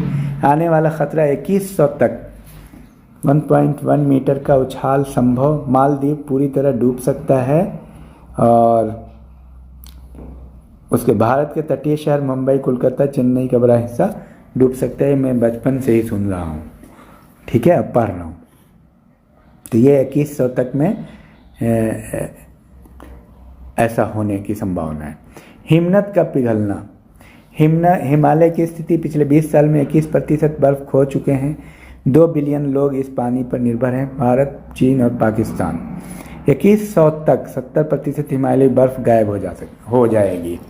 तो 2100 आने में टाइम कितना है, 75 साल। 75 साल में ये हाल होने वाला है, समझ लीजिए। जल की भीषण कमी होने वाली है, सूखा आने वाला है, सबसे बड़ा विनाशक है प्रकृति का। वर्षा के पैटर्न में परिवर्तन होने वाले हैं, बहुत बड़ा। कुछ क्षेत्र अति आर्द्र होंगे, बाढ़ आ जाएगा, कुछ अति सूखे हो जाएंगे, किसान का सारा फसल बर्बाद हो जाएगा, जो हो ही रहा है, ठीक है। एकदम मतलब पैटर्न ही पूरी तौर पे चेंज हो रहा है। समुद्री तूफान में वृद्धि देख लीजिए। तापमान, समुद्र का तापमान बढ़ने से तूफान की शक्ति बढ़ती है। साइकिल 5 तूफान 2015 से पहले दुर्लभ, अब आम हो गए हैं। 2020 में एम्फान तूफान से $26 बिलियन का भारत में ही नुकसान हुआ था। भारत पर विशेष प्रभाव आप देख लीजिए। कृषि पर फसलों की गुणवत्ता में कमी, कपास, मिर्च, प्याज पर सबसे ज़्यादा असर। 2100 तक कृषि उत्पादन 20% तक कम। जल संसाधन, बारिश की अनुमानित अवधि बदली, सर्दी में कम बर्फ बराबर गर्मी में कम पानी। तो पानी कम हो जाएंगे, जाहिर सी बात है, बर्फ नहीं होंगे। स्वास्थ्य पे आप देख लीजिए, डेंगू मलेरिया के बहुत ज़्यादा प्रकोप बढ़ेंगे, जो बढ़ रहे हैं। हीट स्ट्रोक की खतरा, हर व्यक्ति मतलब डेंगू में मुब्तला है। सतत विकास, अब समझिए कि इसको कैसे डेवलप किया जा सकता है। वास्तविक उदाहरण से समझिए, एक सतत गांव खोड़ल उत्तर प्रदेश के गांव के उदाहरण पर आर्थिक जैविक खेती से आय दोगुना और महिलाओं को स्वयं सहायता समूहों में रोजगार इस गांव में है। इसका स्टडी है। पर्यावरणीय पानी का स्तर 3 मीटर बढ़ा, मिट्टी की उर्वरता सुधारी, परिणाम युवा शहर नहीं जा रहे, ग्रामीण विकास हुआ। तो जब हम सतत विकास करेंगे तो ये सारी चीज़ें संभावना है वो हम लौट सकते हैं। सतत विकास लक्ष्य का विस्तृत विवरण, कोई गरीबी नहीं और 1.90 प्रतिदिन डॉलर, 1.90 डॉलर प्रतिदिन से जीवन यापन करने वाले भारत 2011 से में 26.9% गरीब, 2023 में 17.5%। शून्य भुखमरी, कुपोषण खत्म करना, भारत 5 साल से कम बच्चों में 25% कुपोषण, अच्छा स्वास्थ्य आएगा। ये सारी चीज़ों को आप समझिए। गुणवत्तापूर्ण शिक्षा आने वाली है अगर ये क्या कह रहे हैं कि सतत विकास का लक्ष्य। लैंगिक समानता, महिलाओं के अधिकार, भारत जो है ना कार्यबल में 25% महिलाएं काफ़ी बढ़ रही हैं, ये सब सतत विकास के कारण है। तो ये मुझे लगता है यूनिट 2 के लिए MCQ फिर हम देख लेते हैं।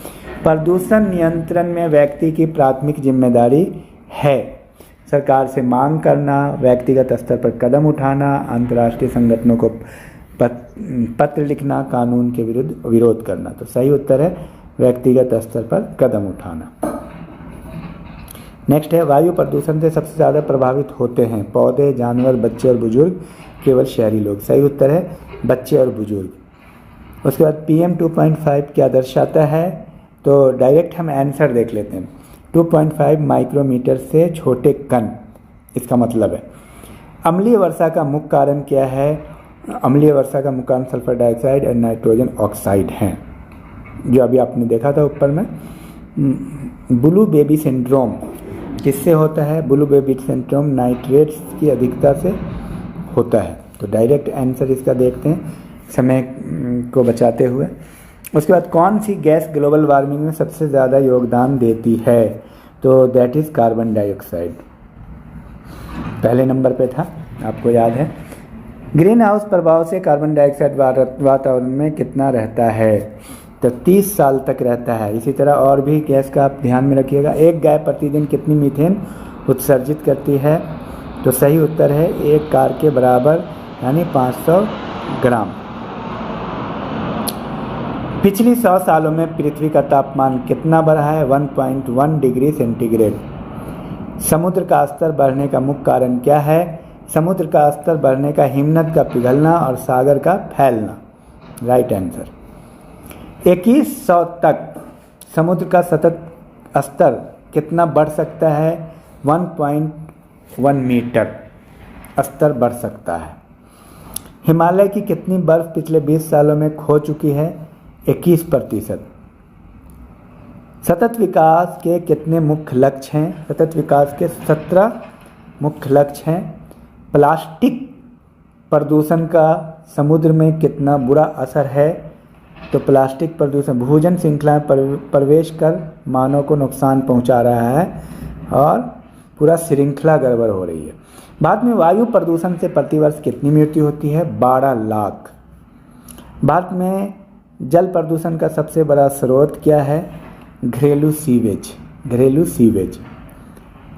रासायनिक खाद से कौन सी समस्या होती है?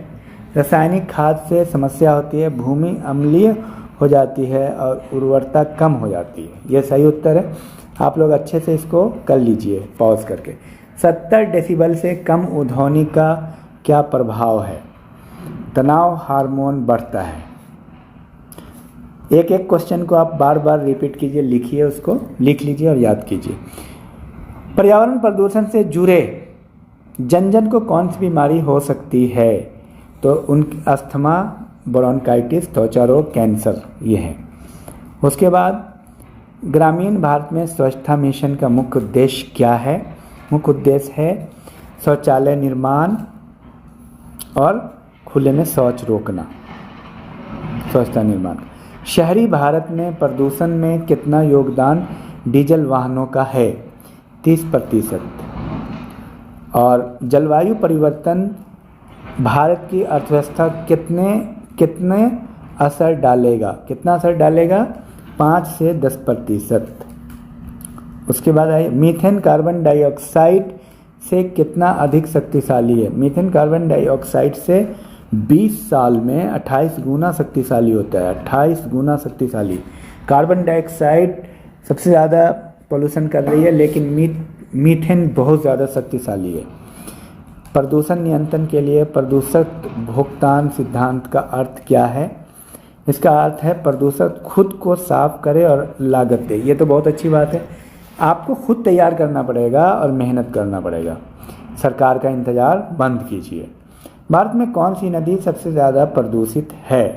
तो वो आपको पता होना चाहिए, वही है गंगा जी। 100 शहरों का सीवेज इसमें आता है। तो मुझे लगता है कि हम लोगों ने 2 यूनिट को बहुत अच्छे से समझ लिया है और 2 यूनिट और बचा हुआ है जो हम अगली वीडियो में करेंगे और बाद में कंपाइल करके फिर हम इसको एक वीडियो में कर लेंगे। तो साथ साथ में कुछ बात आप समझ लीजिए, ये अत्यंत उपयोगी है जो डिफरेंट कॉम्पिटिटिव एग्ज़ाम में, साथ साथ में आपके बीए के एग्ज़ाम में, जो कि आपको Sridev Suman university, STSU, Garhwal university, Kumaon university और भी डिफरेंट भारत के बहुत सारे यूनिवर्सिटीज़ हैं, सबके सिलेबस करीब करीब NEP के एक ही हैं। तो उन सब में ये काम आने वाला है और आपसे रिक्वेस्ट है कि आप जो है ना ज़्यादा से ज़्यादा स्टूडेंट को शेयर कीजिए ताकि उनको हेल्प हो सके। ये MCQ बहुत ही महत्वपूर्ण है और इसी को उलट पुलट के MCQ को एग्ज़ाम में पूछ सकते हैं। जैसे आपका मान लिया ये क्वेश्चन है कि भारत में कौन सी नदी सबसे ज़्यादा प्रदूषित है। अब इसी क्वेश्चन को उलट के पूछ देंगे कि सबसे प्रदूषित नदी पहले स्थान पे कौन है, या इसी से पूछ देंगे गंगा का कितना स्थान है प्रदूषण में, पहला, दूसरा, तीसरा, चौथा। मतलब आपको इसको अच्छे से लिख लेना है, 25-25 क्वेश्चन जो एक साथ सारे कंटेंट को लिख लेना है। और मेरे पास और भी एक स्पेशल बुक है जो बाद में दूसरी वीडियो बनाऊंगा तो उस पर मैं उसको चला दूंगा और आपको दिखा दूंगा। उससे भी आप और बेहतरीन, वो बहुत एक्सटेंसिव है, उससे भी आप नोट बना सकते हैं। लेकिन ये हमने चूँकि ब्रीफ में हमने इसको क्रिएट किया तो ज़्यादा से ज़्यादा लोगों को शेयर कीजिए। और साथ साथ में मैं आपको ये बताऊं कि इसमें आपको डिफरेंट एग्ज़ाम्स के नोट्स भी आपको अवेलेबल हैं वीडियो के फॉर्मेट में। सोशियोलॉजी, हिस्ट्री, पॉलिटी, ज्योग्राफी, ये सारी चीज़ें हैं, इकोनॉमिक्स और IAS, PCS, group C, army, police, TET, BEd, SSC के कॉम्पिटिटिव एग्ज़ाम की तैयारी के लिए भी हम लोग गाइड करते हैं। तो आप जो है GK बेसिक कोर्स भी है, उससे भी आप हेल्प ले सकते हैं जो कि वीडियो के डिस्क्रिप्शन में मिलेगा। और नोट्स भी है बहुत सारी चीज़ों के, BSc के भी नोट्स हैं, BCom के भी नोट्स हैं, अब BA के भी नोट्स हैं। वो सारे वेबसाइट पे लिंक मिल जाएंगे आपको डिस्क्रिप्शन में और उससे भी आप किसी भी चीज़ का अगर आपको नोट चाहिए, history, polity, geography, economics, science में बॉटनी, जूलॉजी, केमिस्ट्री है और इनके नोट्स हैं, मैनेजमेंट में है, कॉमर्स के हैं, विद्यार्थियों के लिए भी नोट्स हैं अवेलेबल। वो सब हम डिस्क्रिप्शन में डाल देंगे।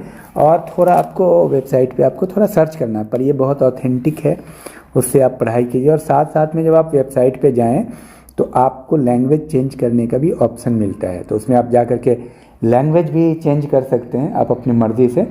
आप चाहें तो वो हो सकता है कि आप दो वेबसाइट है, दोनों पे, एक इंग्लिश वेबसाइट है, एक हिंदी वेबसाइट है और दोनों पे नोट्स अवेलेबल हैं सभी सब्जेक्ट के। तो आप इंग्लिश पे जाएं तो आप हिंदी में पढ़ना चाह रहे हैं तो हिंदी में आप ऊपर में ऑप्शन में चले जाएं और हिंदी में वो आपका ट्रांसलेट हो जाएगा। उसी तरह कोई अगर उर्दू में पढ़ना चाहता है, हिंदी में पढ़ना चाहता है या किसी भी भाषा में, बहुत सारे लोग बंगाली में भी पढ़ना चाहते हैं, बांग्ला भी है, तो वो बंगाली में भी कर सकते हैं। डिफरेंट लैंग्वेज है, करीब 20-25 लैंग्वेज है जो आप, मतलब जो मोस्ट इम्पॉर्टेंट लैंग्वेज है दुनिया की, उसमें जापानी, चाइनीज, ये सारी चीज़ें, फ्रेंच, सब है। तो ये कर लेंगे और मैं उम्मीद करता हूँ ये वीडियो आपको बहुत अच्छी लगी होगी। आपसे हमने बहुत सारे सवाल भी किए थे, उन सवालों के जवाब भी देने हैं। आपकी वीडियो कैसी लगी ये भी बताइएगा। ज़्यादा से ज़्यादा विद्यार्थियों को भी, श्रीदेव सुमन के विद्यार्थियों को, गढ़वाल यूनिवर्सिटी, कुमाऊँ यूनिवर्सिटी, इन सारे विद्यार्थियों को, और जितने भी विद्यार्थी हैं जिस भी यूनिवर्सिटी के हैं, क्योंकि आजकल सिलेबस एनईपी का सेम है, तो इससे फ़ायदा उठाइए, क्योंकि ये पासिंग मार्क्स है और ऑथेंटिक सोर्स पे हम लोग जनरली चले जाते हैं आमतौर पे चैट जीपीटी वगैरह से जो है, तो वो एक हद तक सही है, जबकि कई बार क्या है ना, बेसिक लेवल पे अगर आपका नॉलेज नहीं होता है तो थोड़ा दिक्कत होती है। इसलिए हमसे कई विद्यार्थियों ने रिक्वेस्ट किया था, तो हमने कहा कि भाई मैं इस पे कंटेंट बहुत दिन से तैयार भी कर रहा था, देख रहा था, स्टडी कर रहा था, और कई सारी किताबों से हमने इसको कंटेंट को और विद रेफरेंस हमने इसको तैयार किया है और बहुत सारी चीज़ों का हेल्प लिया है। पिछले प्रीवियस ईयर क्वेश्चन को भी हमने देखा है, उसके अकॉर्डिंग भी हमने इसको बनाया है। तो चूँकि आपको प्रीवियस ईयर क्वेश्चन भी इसमें बहुत सारे, मतलब 15-20 क्वेश्चन समाहित हो जा रहे हैं, तो वो सारी चीज़ें हैं। तो आप अपना फीडबैक ज़रूर दीजिएगा। Thank you very much. और नोट्स वगैरह में को जाकर के ज़रूर विज़िट कीजिए वेबसाइट पे, और यूट्यूब चैनल पे भी नोट्स है, आपको वीडियो के फॉर्मेट में भी है, हिस्ट्री पॉलिटी सोशियोलॉजी की। Thank you very much, all the best. आप कामयाब हों, यही मेरा मकसद है। मैं चाहता हूं कि आपको ज़्यादा से ज़्यादा फ़ायदा हो, और आपको अगर किसी भी तरह का जैसे काउंसलिंग चाहिए, कोई दिक्कत है, तो आप हमसे मिल भी सकते हैं, हमसे आप सलाह ले सकते हैं। Thank you, all the best. अब एक बार मैं आपको इस कंटेंट को एक बार मैं आपको दिखा देता हूँ, फुल हिंदी और इंग्लिश दोनों में, तो इसमें आप पॉज करके आसानी से लिख सकते हैं। तो चलिए मैं इस काम को कर रहा हूँ। मेरा मकसद यहाँ पे सिर्फ ये है कि एक हाईलाइट आपको कर देते हैं। हालांकि ये 2 चैप्टर तो हो चुका है, लेकिन इंग्लिश में मेरा मकसद है दिखाना। कुछ लोगों ने इंग्लिश में पूछा था, तो यहाँ रिन्यूएबल सोर्सेज है, आगे बढ़िए, solar energy, wind energy, water, biomass, geothermal energy, non renewable resources में है ये सब। इसको आप आराम से पॉज करके लिख लेंगे। मैं बस एक बार चाहता हूँ कि आपको दिखा दूँ। ये हिंदी वाला आपको अवेलेबल है, फिर भी आप इससे भी कर सकते हैं। एक बार इंग्लिश वाला फिर देख लीजिए। इस प्रकार से आपका जैव विविधता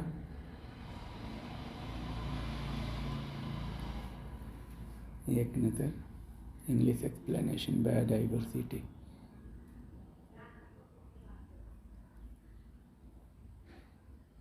इसको एक एक पॉइंट को आप लिख लेंगे और उसको याद करने की कोशिश करें, आगे भी काम आएगा आपको। पॉल्यूशन चैप्टर से है। एक बार इसको मैं चाहूँ कि आपको एक नज़र, कई विद्यार्थियों को दिक्कत हो रही थी,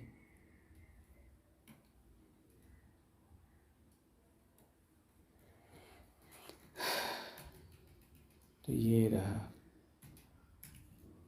प्रदूषण नियंत्रण में व्यक्ति की भूमिका, individual level action, air pollution,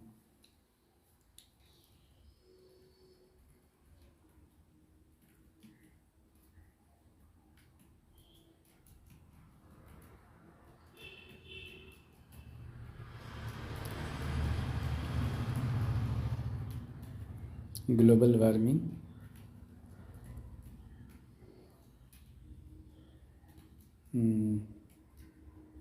natural hazards,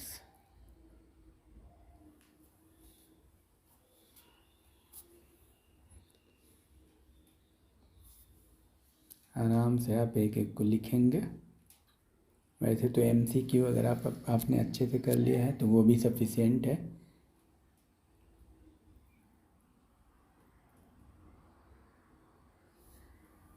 power of central government,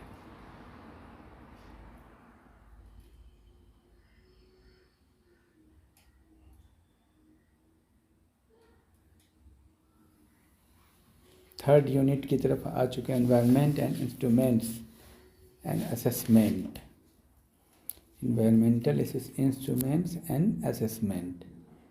चलिए इसको भी देख लीजिए एक नज़र।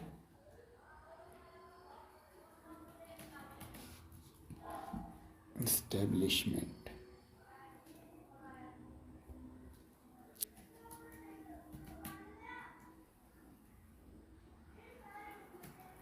वायु गुणवत्ता सूचकांक, एयर क्वालिटी इंडेक्स।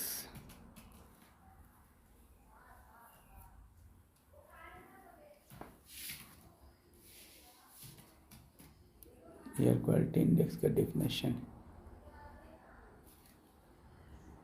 टेबल है।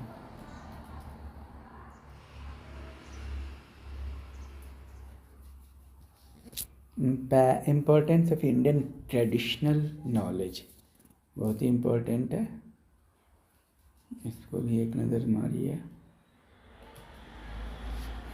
काफ़ी अच्छा है ये कंटेंट, इसको आप ब्रीफ में बहुत बेहतरीन है।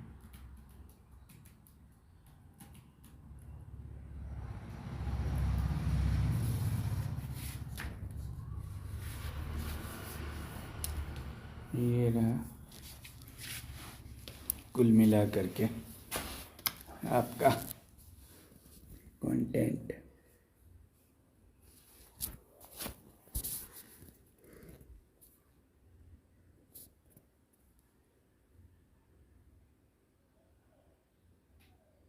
कुछ इसमें क्वेश्चंस भी हैं, पीछे भी था, ये भी है परीक्षा के लिए संभावित प्रश्न है ये सब। यूनिट 4 है human values and corporate social responsibility.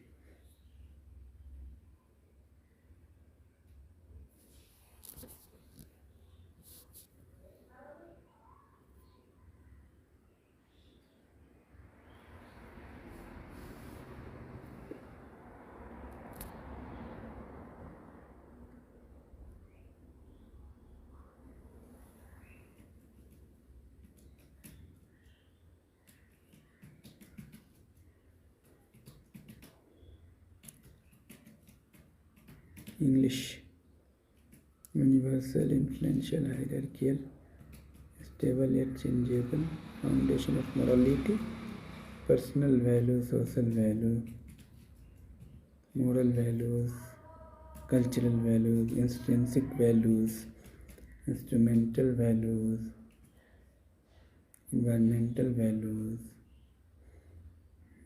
5 universal human value। यह है। उसके बाद प्रोफेशनल एथिक्स,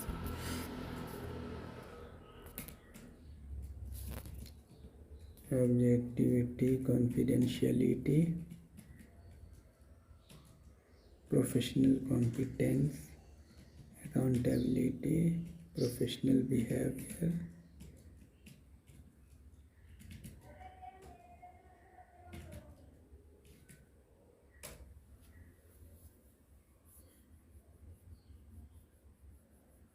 इंग्लिश में है ये।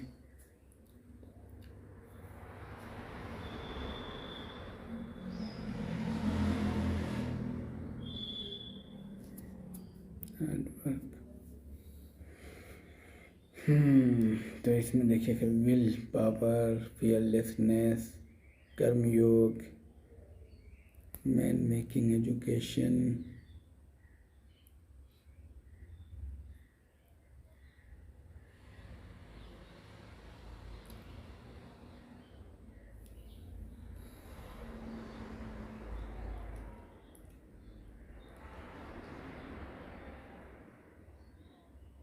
Gandhi ji concept of 7 sins, सिद्धांतों के बिना राजनीति,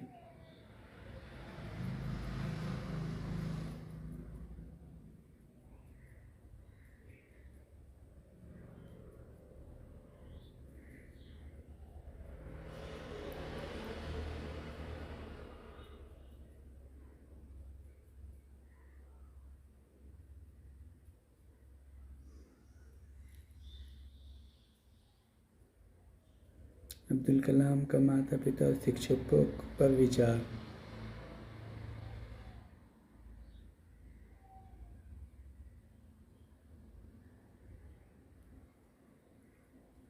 ये है। Very good. इंग्लिश में educational vision of doctor Abdul Kalam, awareness, role model, dedication, allow, dreaming, value, education, role of teacher, quality education, value system, encourage creativity, personal example,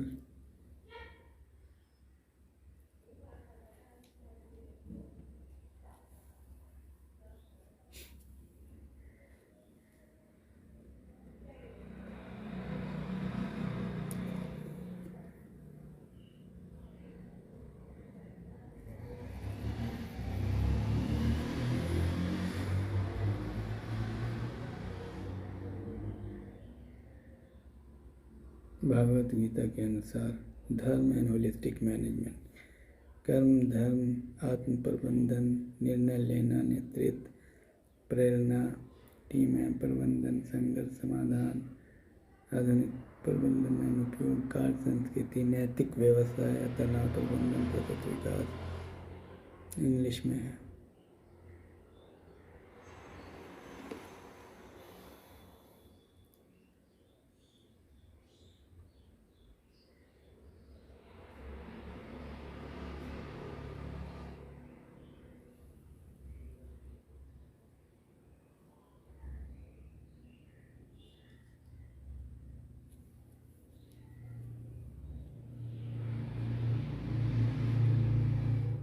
परीक्षा के लिए संभावित प्रश्न।